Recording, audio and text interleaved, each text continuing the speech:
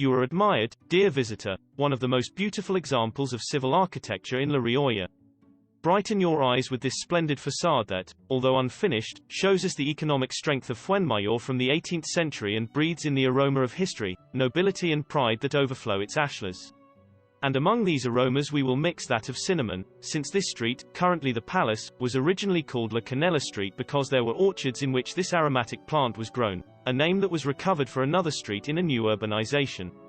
This palace was started, although never finished, in the 18th century by the Marquis of Terán, a branch of the Medrano family. Admire this splendid building with interest from all four sides, but with a facade with balconies and a continuous gallery on the upper floor in which the complexity and symmetry of the architectural composition stands out.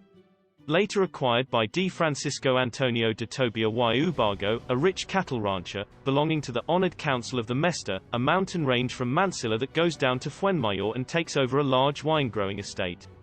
He was the promoter of the Royal Board de Cocheros, who met in this palace since 1788.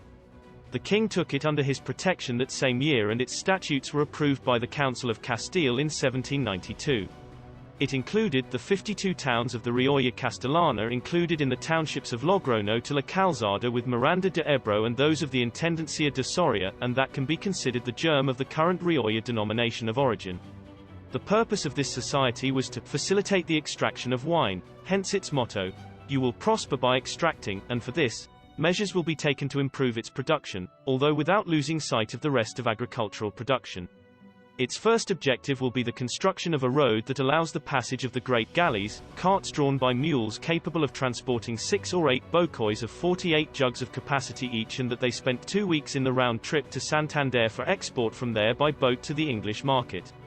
For this, bridges such as the one in Torremontalbo are built over the Najarilla, which is still used today and in which there was a large stone shield of the society that today presides over the entrance of the Museum of La Rioja.